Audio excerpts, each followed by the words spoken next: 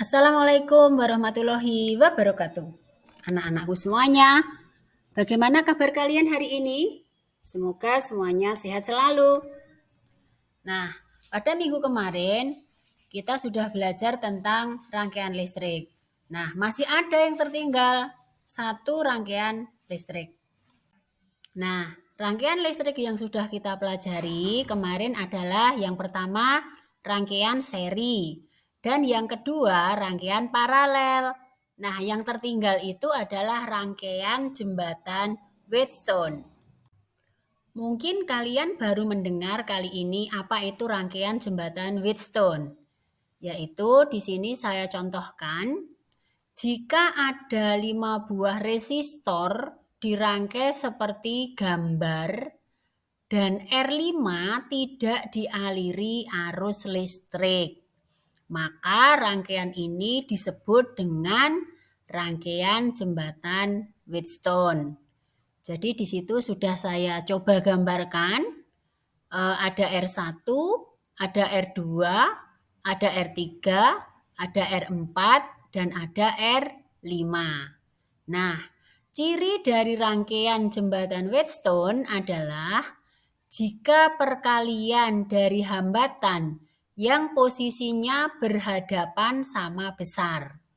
Atau di sini, jika R1 dikalikan dengan R4, itu nanti nilainya sama dengan perkalian dari R2 dikali dengan R3, maka rangkaian tersebut adalah rangkaian jembatan Wheatstone. Nah, di sini langsung saja kita masuk ke contoh soal.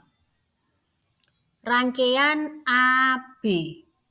Di situ ada R1, ada R2, ada R3, ada R4, dan ada R5.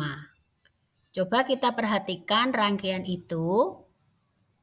Nah, karena R1 dikalikan dengan R4, nilainya sama dengan R2 dikalikan dengan R3, maka rangkaian tersebut termasuk rangkaian jembatan Wheatstone. Maka R5 di situ tidak berfungsi. Dengan kata lain, bisa kita hapus. Jadi R1 dengan R3 itu nanti kita langsung seri, maka R13 sama dengan 4 ohm ditambah dengan 2 ohm, hasilnya 6 ohm, dan R2 dan R4 juga langsung diseri, maka R2 dan 4 sama dengan 8 ohm ditambah 4 ohm, sama dengan 12 ohm. Nah, dari situ maka kita langsung bisa menghitung atau langsung rangkaiannya menjadi rangkaian paralel.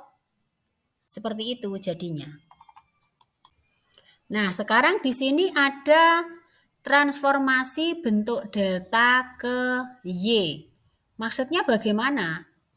Coba kita lihat di situ.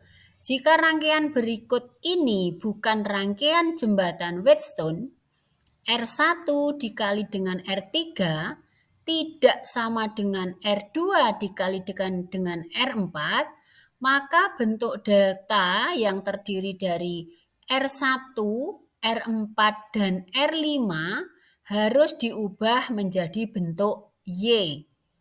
Kalian perhatikan di situ dari gambar paling kiri kemudian ke gambar yang tengah. Jadi di antara R1, R4, dan R5 itu kita buat rangkaian baru. Nah, dari situ tadi dari gambar yang pertama, maka R-nya menjadi R1 dikali dengan R4 sama dengan dibagi dengan R1 plus R4 ditambah R5. Sedangkan rangkaian yang kedua nilainya sekarang menjadi R1 dikalikan R5 dibagi dengan R1 ditambah R4 ditambah R5. Nah, dari gambar tengah sekarang menjadi gambar paling kanan. yang tadinya di situ ada R1, R4, dan R5, R1 dan R4-nya sekarang menjadi kita hilangkan dari rangkaian itu. Karena tadi muncul rangkaian yang baru, kita buat rangkaian baru. Nilainya pada gambar yang ketiga adalah R5 dikali R4 dibagi dengan R1 ditambah R4 ditambah R5. Coba kita langsung ke contoh soal. Jika diketahui R1 2 ohm, R2 3,4 ohm, R3 2,5 ohm, R4 5 ohm, dan R5 ada 3 ohm di situ. Berapakah hambatan pengganti antara titik A dan B rangkaian itu? Nah, dari rangkaian itu nanti kita bisa ubah menjadi rangkaian Y. Nah, di situ rangkaiannya.